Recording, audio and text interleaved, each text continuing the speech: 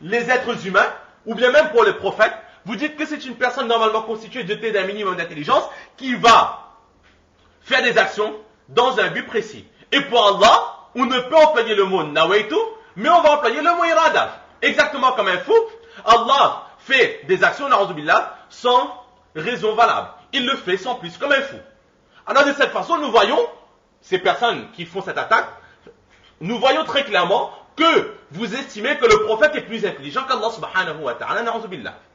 Donc là est l'objection qui retombe sur nous par rapport à la définition que nous avons donnée. Alors effectivement, nous savons tous que c'est une objection sans raison, sans queue ni tête, sans fondement. Alors, nous allons répondre à cette objection.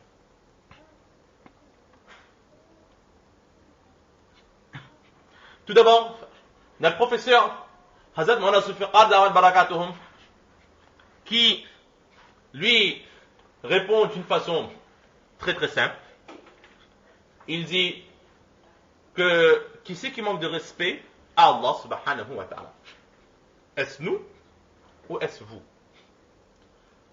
Vous affirmez que nous avons élevé le prophète sallallahu alayhi wa sallam au-dessus d'Allah subhanahu wa ta'ala. Ou même nous nous sommes élevés au-dessus d'Allah subhanahu wa ta'ala. Alors Mawlana dit, que signifie donner préférence? Que signifie élever quelqu'un ou quelque chose?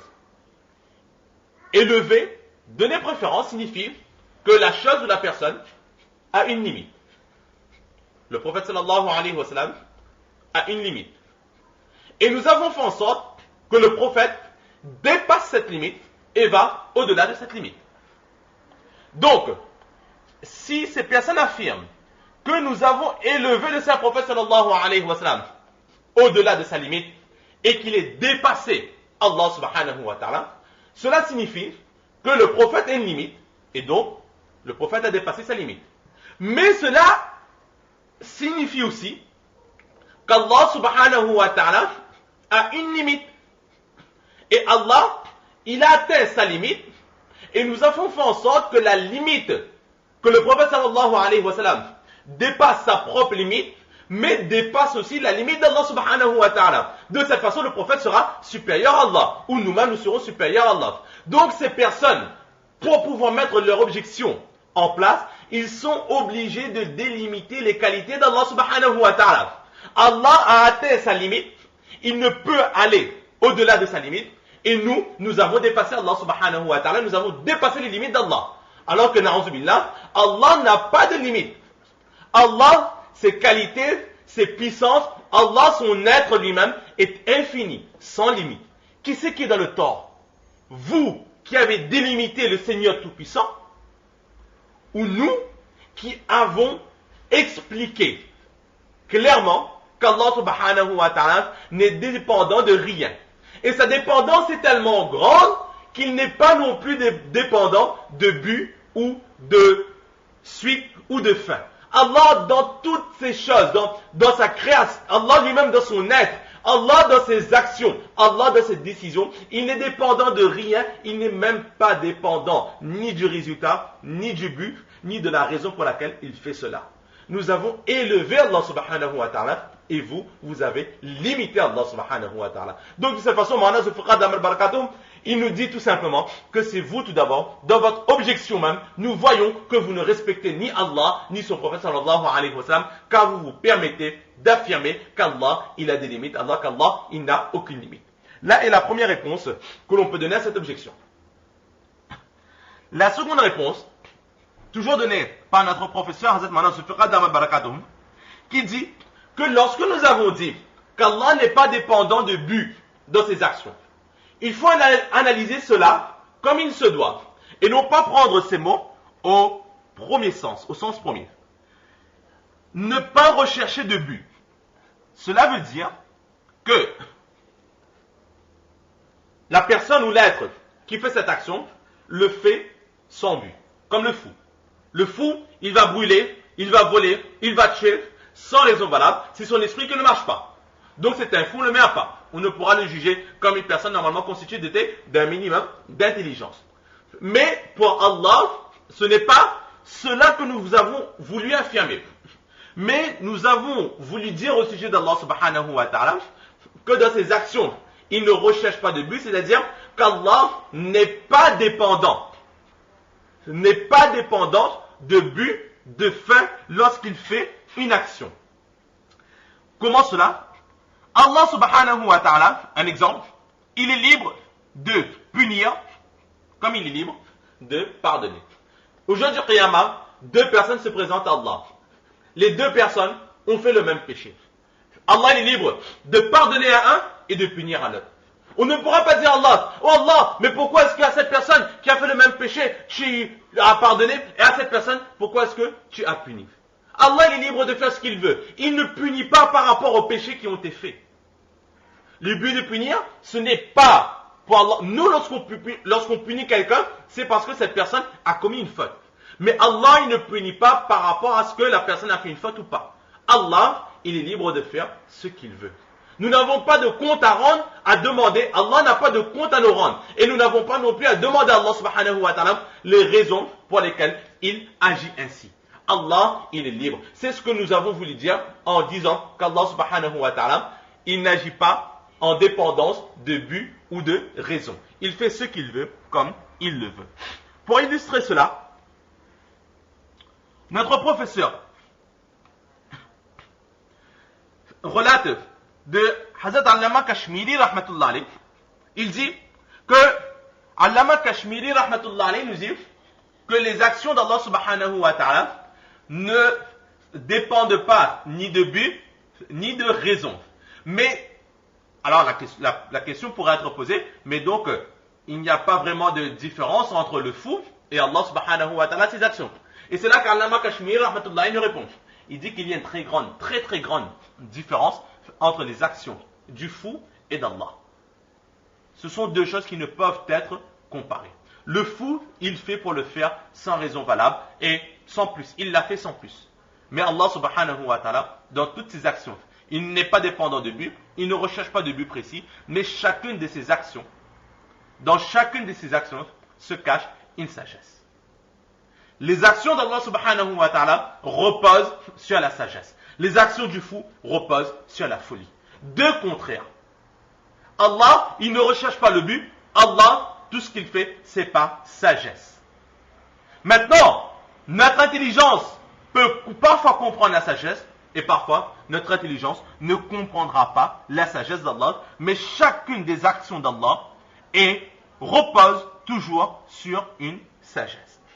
Un exemple, ensuite, notre professeur nous demande, selon le contexte dans lequel nous sommes, nous avons un terroriste. Un terroriste qui effraie le monde en entier. Ce terroriste va aller dans un endroit public. Il va commettre son délit, sa faute très grave, ses meurtres. Et Allah nous en préserve tous. Énormément de personnes vont périr dans cet attentat. Aussitôt l'attentat commis, toutes les polices du monde seront à la recherche de ce terroriste. Et on va essayer de démanteler tout ce réseau de façon à ce que ce genre de crime abominable disparaisse de cette terre et que la paix puisse revenir sur terre. Donc ce criminel a commis une faute. Et pour punir cette faute, donc énormément d'innocents qui ont péri dans ce carnage, toutes les polices du monde vont s'associer pour arrêter et condamner, punir ce criminel. Maintenant, le professeur nous dit que dans cet attentat, il y a combien de victimes? 20, 30, 40, 50, 100, 3000, 4000, 5000, sans plus. De l'autre côté, nous avons un tremblement de terre. Qui vient de qui? Qui vient de la part d'Allah subhanahu wa ta'ala. Et dans ce tremblement de terre, combien de victimes? Des milliers et des milliers, des dizaines de milliers de personnes, des millions de sans-abri, des milliers d'orphelins, des milliers de veuves. Une catastrophe naturelle sans précédent. Combien de personnes qui ont péri? Combien de personnes qui souffrent cela, de cette décision d'Allah subhanahu wa ta'ala. Mais là, est-ce que une personne sur terre va aller à la recherche d'Allah subhanahu wa ta'ala? Ils vont faire un plan pour attraper Allah, pour punir Allah de ce crime qu'il a fait. Non, personne n'ira à la recherche d'Allah subhanahu wa ta'ala. Mais tout le monde dira que dedans, il y a forcément un bien qui est caché de la part d'Allah subhanahu wa ta'ala. Il y a dedans une sagesse, un bienfait, un profit caché que nous ne comprenons pas. Mais dans quelque temps, nous comprendrons ce qu'Allah subhanahu wa ta'ala a caché dans cette action. Là est la différence entre les actions d'Allah subhanahu wa ta'ala, dans lesquelles se trouve une sagesse, et les actions des êtres humains, dans lesquelles il y a parfois la folie, parfois les erreurs, parfois les tentations, parfois les envies, plusieurs maladies que nous pouvons retrouver dans les actions des créatures, alors qu'Allah subhanahu wa ta'ala, tout ce qu'il fait repose sur la sagesse. Maintenant, à cet exemple que nous avons donné, une objection qui se met immédiatement en place, c'est que, oui, mais dans ce tremblement de terre, combien d'innocents qui ont péri? Si ce tremblement de terre est venu, c'est certes par la sagesse d'Allah subhanahu wa ta'ala, mais forcément qu'il y avait des personnes qui ont commis des péchés. Un tremblement de terre, c'est très souvent la colère d'Allah subhanahu wa ta'ala. Donc la colère d'Allah s'est abattue sur cette habitation où il y a eu tant de victimes.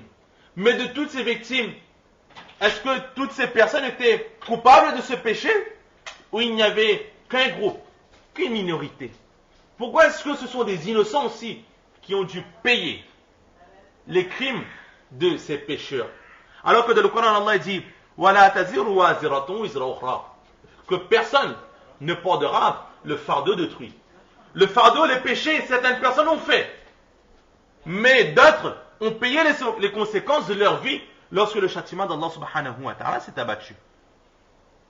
Alors, à cette objection, il y a cette réponse qu'effectivement, de temps en temps, les innocents aussi peuvent payer les fautes des criminels. Pourquoi est-ce qu'ils payent? Tout simplement parce que ces innocents, certes, ils sont des innocents dans les actions. Ils n'ont pas commis ces fautes, mais ils sont d'une façon ou d'une autre coupables. Lorsqu'ils ont vu autrui commettre ces fautes, commettre ces péchés, pourquoi est-ce qu'ils n'ont pas essayé d'empêcher ces personnes de commettre ces fautes? Pourquoi est-ce qu'ils ont laissé le mal, cette gangrène, attaquer toute la société? Pourquoi est-ce qu'ils n'ont pas arrêté cette maladie lorsqu'il était encore temps? Pourquoi est-ce qu'ils ont laissé ce cancer se généraliser? Eux, ils étaient protégés de cette maladie. Mais pourquoi est-ce qu'ils ont laissé cette maladie se propager dans la société? Donc par rapport à cela, ils sont aussi fautifs. Et c'est pour cette faute-là qu'ils sont en train de payer de leur vie. Donc ce n'est pas un abus d'Allah subhanahu wa ta'ala. Ils payent de leur faute. Les pécheurs aussi ont péché. Mais ces personnes qui en apparence n'ont pas commis cette faute, ont commis eux d'autres fautes. Et c'est par rapport à leur faute que aujourd'hui ils ont aussi payé. Ils ont aussi été pris dans cette colère d'Allah subhanahu wa ta'ala. Et c'est aussi ce que l'on peut retrouver dans certaines règles de jurisprudence. En islam, le meurtre est banni. Le meurtre est interdit. Si quelqu'un a tué autrui sans raison valable, volontairement, alors cette personne sera, elle aussi, en respectant plusieurs règles très très strictes, cette personne pourra aussi être mise à mort, condamnée à mort par rapport au meurtre qu'il aura commis. Mais il y a en islam une autre catégorie de meurtre. C'est ce qu'on appelle le meurtre involontaire. Le meurtre involontaire, c'est quoi? C'est qu'une personne